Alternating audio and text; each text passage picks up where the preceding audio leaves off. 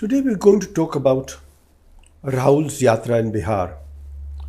It is based really on the SIR, the Election Commission bid to rework the rules. But it's more than that. It's trying to build up both the Congress and the Mahagathbandhan. The Congress has been out of power for 30 or 40 years since the Bhagalpur riots. So trying to hopefully make up for it. How's the Yatra going? Starting from Sasaram, which is the home constituency of the great Jagjeevan Ram. Go to Gaya, Aurangabad, Mongir, Bhagalpur, Punya, and end in Patna. So, Manish, tell us, how's it going? It started on the 17th of August, ends on the 2nd of September, 2 weeks. What does he expect to accomplish and how likely is to accomplish it?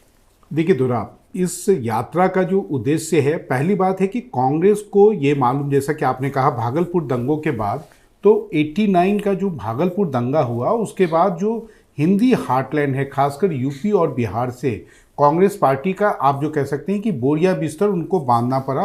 राजनीतिक रूप से जो जमीन उन्होंने उस दंगों के बाद खोई, 89 इलेक्शन ऑनवर्ड अगर आप देखेंगे तो लगातार जो है इन दोनों राज्यों में कांग्रेस का जो ग्राफ है वो नीचे गया है। 2009 में यूपी में ऑफकोर्स कांग्रेस पार्टी 20 लोकसभा की सीटें जीतने में कामयाब हुई थी, लेकिन बिहार में उसका आंकड़ा आज तक 4-5 से ऊपर नहीं जा पाया है।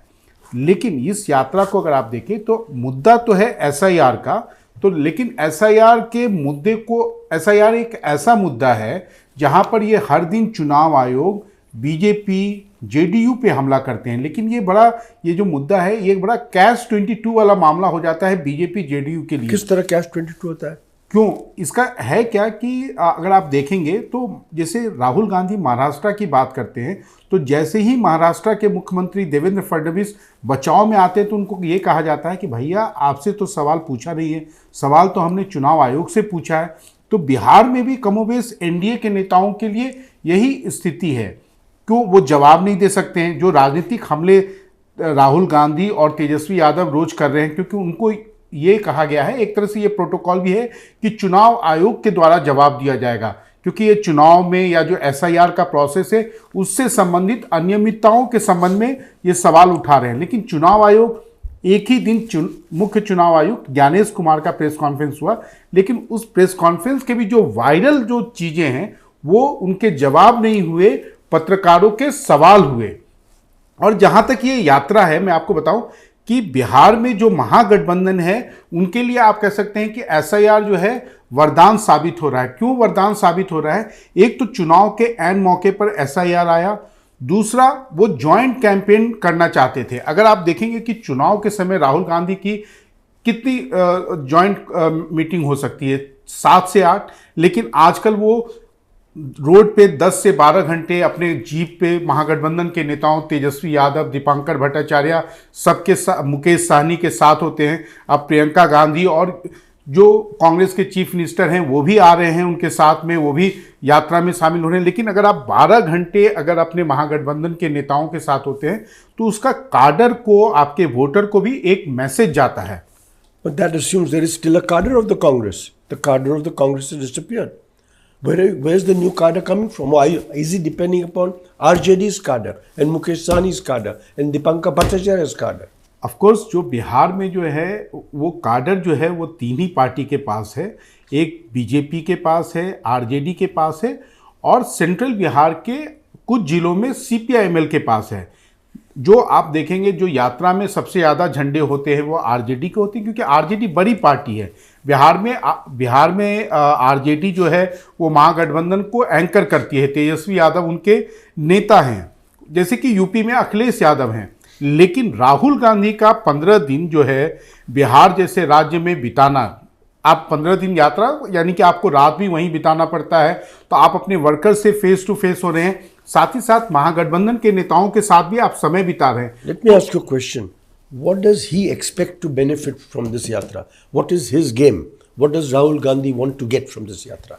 देखिए 11 सालों में राहुल गांधी वर्सेस नरेंद्र मोदी जो एक तरह का आप पॉलिटिकल स्ट्रगल है, पॉलिटिकल लड़ाई है, उसमें आज तक राहुल गांधी नरेंद्र मोदी को किसी एक मुद्दे पर घेर नहीं पा रहे थे। जब भी उन्होंने चौकीदार चोर है जैसा कैंपेन किया, उसका वोटों में अगर आप देखें चुनाव पे बहुत ज़्यादा असर नहीं दिखा।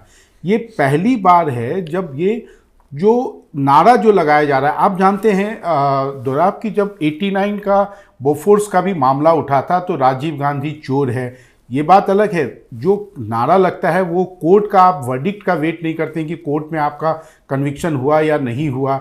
2004 में भी आपने जब इंडिया साइनिंग देखा होगा, या 2014 में मनमोहन सिंह के खिलाफ 2G वगैरह का जब मामला आया तो सरकार को, मनमोहन सिंह को सदन के अंदर चोर कहा गया। ये पहली बार है कि ये लोग नारा लगवा रहे हैं कि नरेंद्र मोदी वोट चोर है।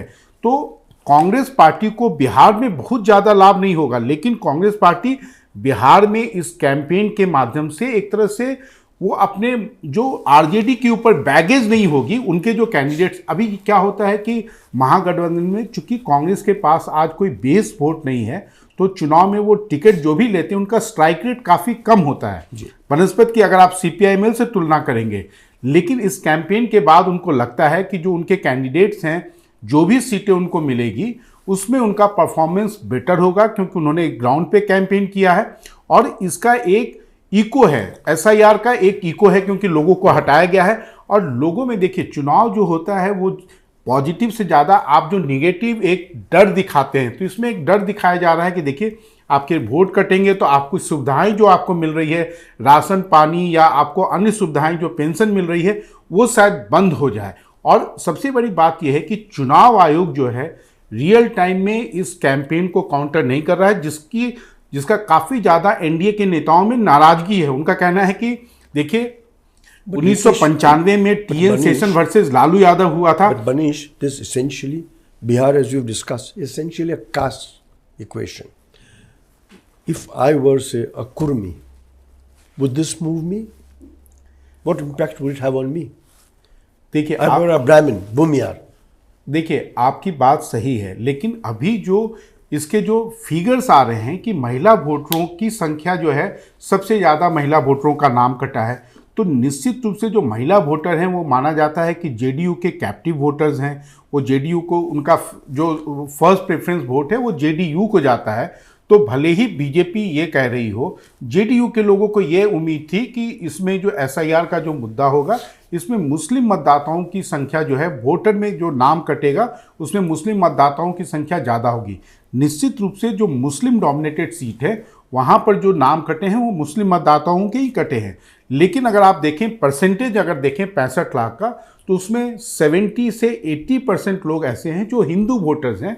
और उसमें ऐसा नहीं है कि केवल एक पार्टी के वोटर्स का नाम कटा है, उसमें सभी बीजेपी के भी कोर वोटर्स का नाम कटा है, JDU के भी कोर वोटर्स का नाम कटा है। अब सारे, खुद सुप्रीम कोर्ट ने कहा है कि सभी राजनीतिक दल जो हैं नाम इंक्लूजन के जो ड्राइव चल रहा है उसमें ज़्यादा से ज़्यादा कंट्रीब्यूट करें, ज़्यादा कोऑपरेट करें। लेकिन ये एक बड़ा मुद्दा आप कह सकते हैं कि बैठे बैठाए बिहार में महागठबंधन के नेताओं को मिल गया और राहुल गांधी को अपनी खोई हुई जमीन तलाशने के लिए एक 15 दिन का कैंपेन। आप चुनाव के ऐन मौके पर अपने विपक्ष को कोई मुद्दा नहीं देते हैं जिससे कि आपको घेरे, और ये एक बैठे बैठाए उनको मुद्दा मिल गया जिसका आप कह सकते हैं कि वो एडवांटेज में आप कन्वर्ट करने की कोशिश कर रहे हैं। लेकिन ये कितना एडवांटेज होगा, इसका पॉलिटिकल डिविडेंड कब इनको क्या मिल पाएगा, ये सब कुछ वोटिंग के समय ही पता चल पाएगा। But then what is the purpose of doing this campaign so far in advance when the voting is in October or November? जब चुनाव की एक बार घोषणा हो जाएगी तब आप 15 दिनों का ऐसा कैंपेन नहीं कर सकते। ये सबसे आप कह सकते हैं ऑपर्चुन टाइम है, क्योंकि उनको एक, आप जैसा कि मैंने कहा कि एक तरह से बैठे बैठाए मुद्दा मिल गया। और बिहार में अभी ये जो मामला है इस पर घर घर में चर्चा हो रही है और लोगों को लग रहा है कि इसका आखिर क्या नतीजा होगा, क्या इसका सही है गलत है। एक बात ये है, लोगों को लग रहा है कि जो समय जो मिलना चाहिए था, जो काम हुआ है BLO के द्वारा, जो ज़मीन पर जिस तरीके से वोटर्स इंक्लूजन का या जो ड्राइव चला है उसमें एक जल्दीबाजी दिखाई गई है।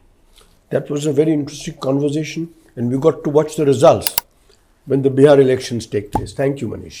चुनाव से संबंधित डिकोडर पर हमारा विशेष पॉडकास्ट जारी रहेगा। देखते रहिए डिकोडर।